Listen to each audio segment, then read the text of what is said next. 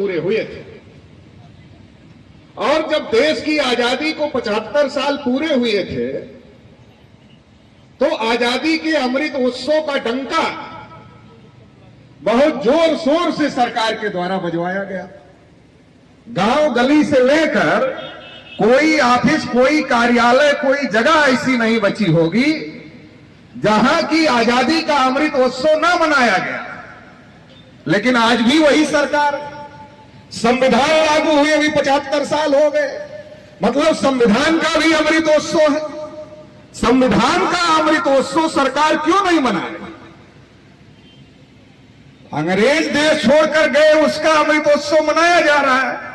भारत में संविधान लागू हुआ और उसको 75 साल पूरे हुए, उसका अमृतोत्सव क्यों नहीं मनाया जा रहा है? ये बारीक बात समझने की, जानने की जरूरत है। देखिए, हम जयकारा जितना भी लगा दें, लेकिन हमें कुछ बातों को समझना पड़ेगा और कुछ बातों को समझकर अगर हम अमल करेंगे तो जाकर हम जो हमारे महापुरुषों का सपना था, उस सपने को कुछ हद तक आगे बढ़ाने में हम लोग कामयाब होंगे। तो पहले हमें यह समझना पड़ेगा कि संविधान क्या है। संविधान इस देश में केवल संविधान नहीं है। संविधान इस देश के 85-90% जो इस देश के असल बासिंदे हैं, जो इस देश के मूल निवासी हैं, उनके लिए संविधान आजादी है। और ये संविधान दिवस उनके लिए आजादी का दिवस है, ये कोई साधारण दिन नहीं है। ये बात हम लोगों को समझने की जरूरत है। बहुत सारे लोग इस बात को लेकर भ्रम में हैं कि 15 अगस्त 1947 को जब देश आजाद हो गया तो हम सभी आजाद हो गए। गलतफहमी में है। बहुत सारे लोग इस गलतफहमी में, देश आजाद हो जाता, अंग्रेज चले जाते और दूसरे लोग अपनी व्यवस्था स्थापित कर देते और आप जैसे थे वैसे के वैसे ही आप रह जाते। आपको अगर आजादी मिली तो भारतीय संविधान की वजह से आजादी मिली, नहीं तो आपको आजादी नहीं मिलने। ये गंभीर बात समझने की बात है, क्योंकि इस देश में जब अंग्रेज नहीं आए थे, जब मुगल नहीं आए थे, जब इस देश को 26 जनवरी 1950 को संविधान लागू हुआ, उसके बाद से हम ये कह सकते हैं कि हमारे पास में अधिकार है। लेकिन 26 जनवरी 1950 के पहले जब ये संविधान नहीं लागू था तो क्या हमारे पास अधिकार थे? हमको समझने की जरूरत है। और हमारे पास अधिकार नहीं थे तो क्यों नहीं थे? वो कौन सी व्यवस्था थी जो हमारे अधिकारों को रोक कर रखी थी? अभी बहुत सारे लोग कह रहे हैं किसी को घड़ा छूने की वजह से हत्या हो रही, किसी को घोड़ी पर चढ़ने की वजह से पीटा जा रहा है, किसी को मूंछ रखने की वजह से पीटा जा रहा है। और यादव जी लोग तो कृष्ण भगवान के वंशज हैं। अरे भैया, जब कृष्ण भगवान के वंशज हैं तो कृष्ण भगवान के बारे में हम ज्यादा जानेंगे कि दूसरे लोग ज्यादा जाने? अरे जो खानदान का है वही ना ज्यादा जानेगा। तो भागवत कथा किसकी है? अरे कृष्ण भगवान की भागवत कथा है। तो भागवत कथा यादव बढ़िया कह पाएगा, पंडित बढ़िया कह पाएगा? अब यादव कहने गया तो उसको पीट दिया, आप बताओ। और संविधान क्या कहता है? संविधान का उद्देश्य क्या कहती है? संविधान की प्रस्तावना क्या कहती है? कि हमें समता, स्वतंत्रता, बंधुता और न्याय स्थापित करना है। संविधान का लक्ष्य क्या है? संविधान का उद्देश्य क्या है? हमें समता स्थापित करना, स्वतंत्रता स्थापित करना, बंधुता स्थापित करना, न्याय स्थापित करना, यह संविधान का लक्ष्य। और 75 साल संविधान लागू हुए हो गया, हो क्या रहा है? एक संविधान में लिखी हुई बातें हैं और एक संविधान कैसे अमल हो रहा है वो बात है, ये समझने की जरूरत है। क्योंकि बाबा साहब डॉक्टर अंबेडकर ने संविधान सभा की आखिरी बैठक में कहा था कि जब संविधान 26 जनवरी 1950 को लागू होगा तो हम लोग अंतर्विरोधों में प्रवेश करेंगे। क्या अंतर्विरोध होंगे? एक तरफ हम सामाजिक असमानता की खाई में रहेंगे, जाति की असमानता, वर्ण की असमानता, ऊंच की असमानता, नीच की असमानता, भेदभाव की असमानता, एक तरफ सामाजिक असमानता होगी, एक तरफ आर्थिक असमानता होगी, और एक तरफ संविधान कहेगा कि सभी लोग बराबर हैं। तो एक संविधान कहेगा और एक समाज में स्थापित है, तो ये दोनों में टकराव पैदा होगा। एक संविधान कहेगा कि सभी लोग बराबर हैं, और एक समाज में स्थापित है कि ये जाति ऊपर है, ये जाति उसके नीचे है, ये जाति उसके नीचे है, ये जाति उसके नीचे है, वो जाति उसके नीचे है, और कोई जाति सबसे नीचे है। ये एक व्यवस्था बनाई गई। तो एक ये व्यवस्था है और एक संविधान की व्यवस्था है। संविधान क्या कह रहा है? संविधान कह रहा है कि जाति के आधार पर, धर्म के आधार पर, भाषा के आधार पर, क्षेत्र के आधार पर, लिंग के आधार पर, जन्म स्थान के आधार पर किसी के साथ कोई भेदभाव नहीं किया जाएगा। ये संविधान कह रहा है, ये संवैधानिक मान्यता है। और दूसरी तरफ सामाजिक मान्यता है। एक संवैधानिक मान्यता है, एक सामाजिक मान्यता है। बाबा साहब अम्बेडकर ने कहा, ये जो समाज में ऊंच नीच की गहरी खाई है, अगर इसको समय रहते नहीं बराबर कर लिया गया तो ये खतरा पैदा हो जाएगा लोकतंत्र के लिए। भारत में 75 साल से इसको बराबर करने के लिए काम नहीं हो रहा है, इसको बढ़ाने के लिए, चौड़ा करने के लिए काम हो रहा है।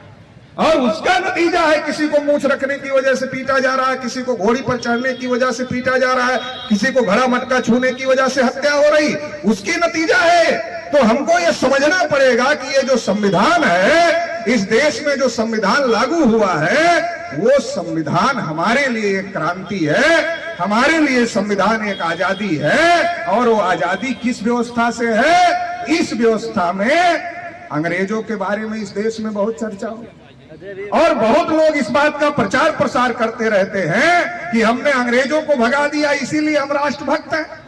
इस बात का प्रचार प्रसार करते रहते हैं। कुछ लोग मैकाले को गाली देते रहते हैं, लेकिन मैकाले की शिक्षा नीति के पहले क्या हमारे लोगों को पढ़ने लिखने का अधिकार था? अंग्रेजों के आने के पहले क्या हमारे लोगों को पढ़ने लिखने का अधिकार था? धन संपत्ति रखने का अधिकार था? बोलने सुनने का अधिकार था?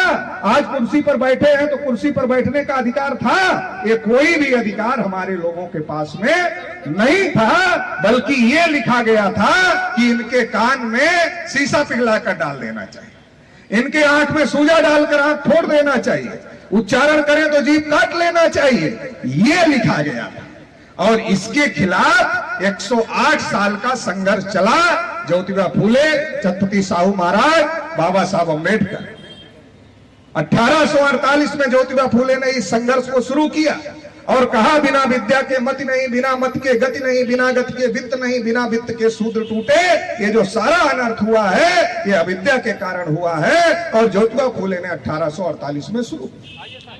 माता सावित्रीबाई फूले ने उसको आगे बढ़ाया, छत्रपति साहू महाराज ने उसको आगे बढ़ाया, और बाबा साहब अम्बेडकर ने जब भारतीय संविधान लिखा तो वो सारी बातें जो ज्योतिबा फूले कह रहे थे, जो छत्रपति साहू महाराज कह रहे थे, जो बाबा साहब अम्बेडकर कह रहे थे, वो सारी बातें भारतीय संविधान में लिखने का काम बाबा साहब डॉक्टर अम्बेडकर ने कहा। लेकिन लिखा तो, लेकिन बाबा साहब ने सतर्क भी किया, कहा संविधान कितना भी अच्छा हो, अगर लागू करने वाले अच्छे नहीं होंगे तो अंतिमता अच्छा साबित नहीं होगा। तो लागू करने वालों की ताकत किसके पास है भाई? लागू करने की ताकत किसके पास है? तो भी बाबा साहब ने तय कर दिया। क्या तय कर दिया? लिख दिया, एक आदमी होगा, उसका एक वोट होगा और उसकी कीमत भी एक ही गिनी जाए। टाटा बिरला अंबानी वोट डालेगा तो एक गिना जाएगा, साधारण गांव का किसान मजदूर आदमी वोट डालेगा तो भी एक ही गिना जाएगा। तो बाबा साहब ने यह भी तय कर दिया कि किसके पास में संविधान लागू कौन करेगा, ये तय करने की ताकत किसके पास में होगी, वो भी ताकत आपके पास दे दिया। नहीं तो ये लोग तो चाहते थे केवल इनकम टैक्स देने वालों को वोट का अधिकार होना चाहिए, केवल ग्रेजुएट लोगों को वोट का अधिकार होना चाहिए, सबको नहीं होना चाहिए। और बाबा साहब इसके लिए लड़ रहे थे कि जो भी बालिग हो जाता है उस हर व्यक्ति को वोट का अधिकार होना चाहिए। तो ये लोग कह रहे थे कि अनपढ़ लोग वोट कैसे डालें। तो बाबा साहब अम्बेडकर ने कहा यह समस्या है, अनपढ़ लोग वोट कैसे डालेंगे, लेकिन उसका समाधान है। उसका समाधान क्या है? चुनाव चिन्ह बना दिया जाए।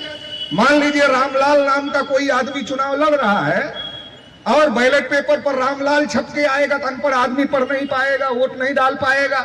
लेकिन अगर ये प्रचार कर दिया जाए कि रामलाल का चुनाव चिन्ह बैलगाड़ी है, तो अनपढ़ आदमी जानेगा बैलगाड़ी पर मोहर लगाएंगे तो वोट रामलाल को जाएगा। तो बाबा साहब अम्बेडकर ने ये व्यवस्था किया और हमारे लोगों को ये ताकत दिया कि संविधान तो हमने लिख दिया है, अब आप ये तय करो कि संविधान आपका हित चाहने वाला आदमी चलाना चाहिए, संविधान लागू करने वाला आदमी संविधान को चलाने वाला बनना चाहिए। ये तय करने का अधिकार हम लोगों को देते। आखिरी बात कहकर अपनी बात समाप्त कर देते हैं, वक्ता भी बहुत है और हमें भी जाना है।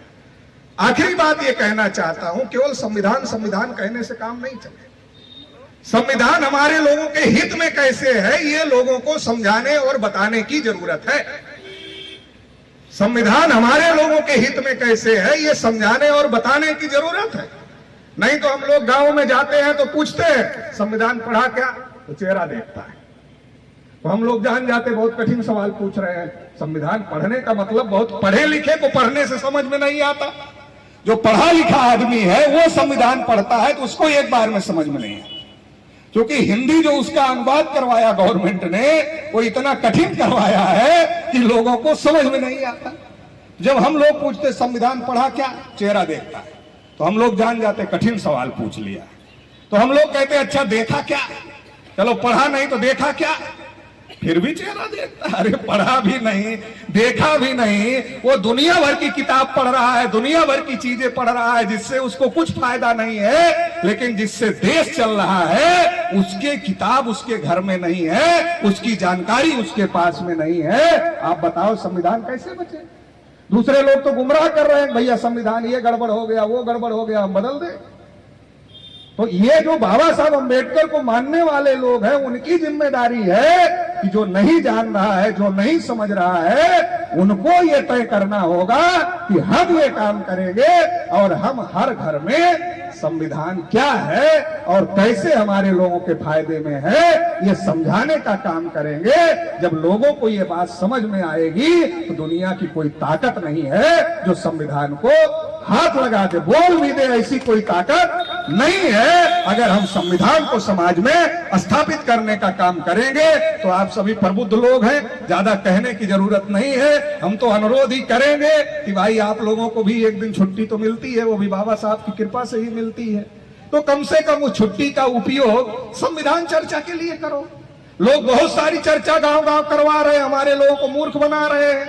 अरे तो आप तो ज्ञानी बनाने के लिए संविधान चर्चा करो, आप संविधान की विशेषज्ञ हो, संविधान चर्चा करो गांव गांव। अगर वकील ये बात तय कर ले कि हम गांव गांव संविधान चर्चा करेंगे तो बहुत बड़ा फायदा इस देश को होने वाला है और इस देश के अंदर संविधान और लोकतंत्र और जो बाबा साहब चाहते थे वो हो जाए। क्योंकि बाबा साहब कहते थे जिस समाज में 10 डॉक्टर, 20 इंजीनियर, 30 वकील पैदा हो जाए उस समाज की तरफ कोई आंख उठाकर